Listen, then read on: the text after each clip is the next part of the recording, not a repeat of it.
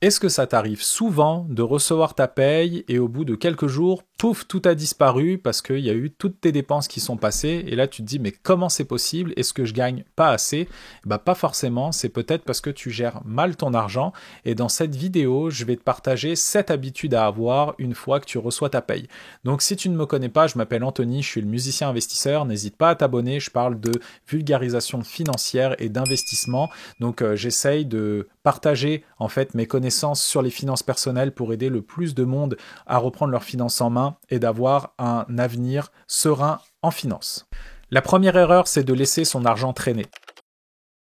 Et donc en fait, tu vas ouvrir ton application, tu vas recevoir ton chèque de paye, tu vas être content, tu vas te dire ah bah ça y est, je suis riche, je vais pouvoir dépenser.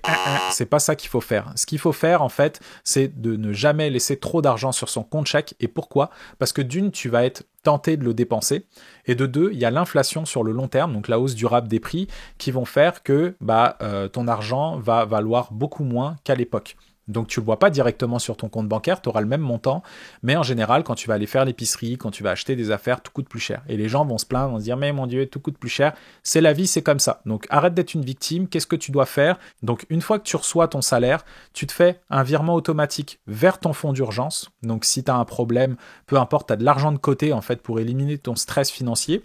La deuxième chose, c'est que tu investis ton argent, donc une partie ce que tu peux te permettre de perdre, entre guillemets, tu vas l'investir sur le long terme. Donc dans un fonds négocié en bourse, un panier d'actions, par exemple le S&P 500, je ne suis pas un conseiller financier, mais ça, c'est vraiment très lucratif sur le long terme. Donc entre 8 et 10% par année de rendement. Donc ça, c'est une moyenne sur 100 ans. Mais avec l'inflation, ça va te permettre de battre l'inflation et pas de perdre d'argent. Et l'autre chose, c'est de te mettre un virement automatique de côté pour tes dépenses juste essentielles. Donc crois-moi, si tu fais ça, déjà, tu vas être en business. Ça va être beaucoup plus simple pour toi. Et on va voir le deuxième point. La deuxième chose, c'est de répartir son argent avant d'y toucher. Donc avec plein d'applications mobiles, tu peux splitter vraiment ton argent en plusieurs comptes. Donc ça va être très simple. Tu vas te faire ton budget. Donc 50%, ça va être tes dépenses essentielles. Donc te nourrir, te loger, les transports, les abonnements téléphoniques, Internet et tes assurances. Ça, c'est 50%. 30%, tu vas te faire plaisir, donc ça va être les sorties entre amis, les restaurants, les vêtements, etc. C'est tout ce que tu peux te passer en général. Et le 20%, c'est pour rembourser tes dettes, épargner et investir. Mais pour moi, personnellement, je préfère mettre beaucoup plus de pourcentage dans le dernier point. Donc pas le remboursement de dette parce que j'ai pas de dette vraiment à part l'hypothèque de la maison, mais pour les investissements parce que pour moi, j'ai des objectifs financiers qui sont clairs. Donc j'ai envie de mettre plus de 20%. Mais si tu commences, même 5, 10, 20%, c'est vraiment amplement suffisant pour commencer. Et une fois que tu auras cette vision claire de ton budget, ça va être beaucoup plus simple en fait pour reprendre tes finances en main et crois-moi, ça fait une réelle différence. La troisième chose, c'est d'éviter le syndrome de je viens d'être payé, je veux me faire plaisir. Et ça, c'est vraiment pas la bonne chose à faire. En général, quand les gens dépendent d'un salaire pour le dépenser parce qu'ils se disent « Ah, je voulais m'acheter telle chose ou telle chose », ça veut dire que tu es dépendant de ton travail, comme la plupart du monde. Mais si tu avais une épargne, par exemple, dédiée à cette chose-là, ce sera beaucoup plus simple. Mais sinon, qu'est-ce que tu peux faire? C'est que tu peux attendre 24 à 72 heures avant de dépenser parce que tu vas te dire est-ce que tu en as réellement besoin? Ou éviter de jouer avec le fear of missing out, en fait, le sentiment de rater une opportunité du siècle parce que tu vois des soldes par rapport à quelque chose. Demande plutôt en fait de te faire offrir ces choses-là pour ta fête ou pour Noël, tu sais, si tu en as réellement besoin. Moi, c'est ce que je fais en général, je me fais des listes et en général, quand je regarde ma liste, j'ai plus réellement besoin de certaines affaires alors que je les aurais achetées directement si je les avais vues et que j'en avais réellement besoin entre guillemets. Donc crois-moi, si tu fais ça, tu vas vraiment épargner et tu vas avoir un meilleur mindset en fait pour tes objectifs financiers. La quatrième chose, c'est de se payer en premier et ça, c'est vraiment hyper important.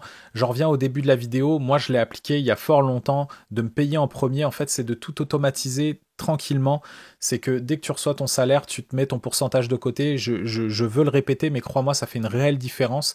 C'est que au moins, tu n'as plus besoin de penser à ça au niveau des factures et comment gérer ton argent, etc. Même pour les comptes conjoints, c'est beaucoup plus simple. Tu sais combien tu dépenses par mois en général. Tu te fais un virement automatique et après, les paiements se font automatiquement. Ça t'évite d'oublier en fait le paiement d'une facture et que tu vas payer des intérêts dessus.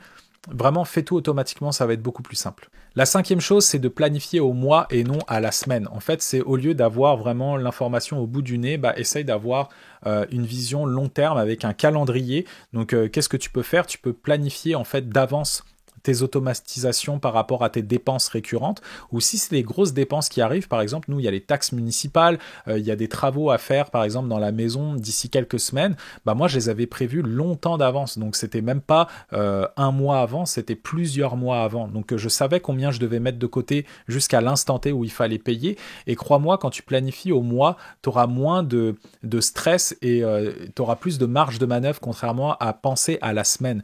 Donc, tu as des gens qui vont faire vraiment un budget à la semaine par rapport à l'alimentation, ça c'est très bien, mais pour le reste, essaye de voir vraiment plus large et planifie d'avance, et c'est ça le nerf de la guerre si tu veux vraiment réussir et pas être vraiment perdu et te piocher dans ton fonds d'urgence, crois-moi, si tu planifies sur le mois, ça va être beaucoup plus simple. La sixième habitude, c'est de se créer ce fameux fonds d'urgence que je te parlais précédemment. Donc un fonds d'urgence, c'est quoi? C'est un compte épargne où tu vas mettre de l'argent pour faire face à tes imprévus. Donc ça peut être quelque chose chez toi qui va péter, je sais pas si tu as une fuite et que tu dois appeler un plombier, un électricien, peu importe, ta voiture tombe en panne et qu'il faut changer quelque chose. Je connais quelqu'un, par exemple, lui, il a eu un micro-accrochage avec sa voiture et il a dû dépenser $7 000 pour refaire sa portière, et pourtant, c'était pas une voiture neuve, c'était un gros van, et ça, malheureusement, ça fait vraiment mal au budget. Donc, si tu as un fonds d'urgence, ça va te permettre en fait de faire un effet tampon sur ce genre de dépenses et de moins stresser. Il n'y a rien de pire en fait d'avoir une grosse dépense et de te dire mon Dieu, qu'est-ce que je dois faire? Et moi, ça a failli m'arriver en fait sur une grosse dépense qu'on avait eu à faire. Et là, je m'étais dit, c'est sûr que j'avais quand même l'argent, mais il fallait que je décaisse de mes investissements. Et là, je me suis dit, mon Dieu, je suis en train de péter ma stratégie, de ne pas avoir eu de fonds d'urgence à ce moment-là et de tout avoir investi. Donc là, le fait d'avoir un fonds d'urgence, ça va te permettre de ne pas stresser. Tu te dis que cet argent-là, de toute façon, c'était fait pour ça.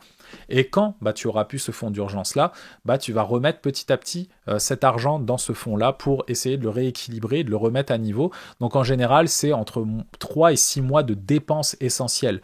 Donc pourquoi essentielles? C'est parce que si tu perds ton travail, par exemple, au moins tu as cet argent-là que tu vas pouvoir utiliser, et c'est pas le temps d'aller au restaurant avec tes amis ou de payer je sais pas quoi, des sorties, etc. alors que tu es au chômage. Donc crois-moi, si tu perds ton travail, vaut mieux vraiment penser à ces dépenses essentielles. Donc c'est une très bonne habitude à prendre. La septième habitude de paye, c'est d'essayer de multiplier ses revenus. Et ça, je trouve que c'est quelque chose de passionnant parce qu'on a toute la liberté aujourd'hui de pouvoir créer n'importe quoi, entre guillemets, c'est pas péjoratif, mais on peut faire vraiment tout et essayer de le monétiser. Par exemple, moi, cette chaîne YouTube, à côté de ça, je fais de la musique, je touche des droits d'auteur, j'ai des dividendes sur mes investissements. Donc, en fait, j'ai un flot continu d'argent qui va sur mon compte que je peux utiliser à bon escient. En fait, et c'est ça qui est vraiment génial, plutôt que de dépendre que d'un seul revenu. C'est sûr que mes revenus à côté de mon travail sont moindres, sauf l'été où je gagne plus en faisant de la musique que de travailler. Mais sache que si tu essayes de trouver quelque chose que tu peux monétiser, quelque chose que tu peux essayer d'aller chercher en fait quelques centaines d'euros ou de dollars par mois en faisant une activité à côté. Si tu fais travailler ton argent qui te rapporte de l'argent sur le long terme, crois-moi, ça c'est vraiment la clé. Ou sinon, le plus difficile entre guillemets, c'est de justifier une augmentation de salaire. Donc si tu gagnes pas assez et que tu vas essayer de négocier avec ton boss ou ta boss pour avoir un meilleur salaire, des fois, ça va être plus difficile parce qu'il faut que tu le prouves. Donc, à moins que tu sois à la commission, si tu as des jobs à la commission, si tu travailles plus, tu gagnes plus, tant mieux pour toi. Mais pour les gens qui travaillent dans un milieu où tu peux pas trop avoir d'augmentation, tes seuls autres choix, c'est de changer de travail ou d'essayer de développer des business à côté pour avoir un peu plus d'argent. Et ça, crois-moi, c'est cette habitude-là, si tu les mets en place, normalement, ça devrait aller mieux avec tes finances, et il faut que ce soit vraiment automatisé, et ça, c'est vraiment le plus important, c'est dès que tu reçois ton salaire, il faut que tu te fasses des virements automatiques, comme ça t'évite de passer vraiment des heures et des heures à faire les comptes, des heures à penser qu'est-ce que je dois payer, etc. Si tout est automatisé comme un bateau de croisière, là, tu es vraiment, vraiment tranquille par rapport à tes dépenses. N'hésite pas à mettre en commentaire ce que tu en penses, ce que tu vis par rapport à ça. N'hésite pas à t'abonner et je te souhaite à très bientôt pour une prochaine vidéo.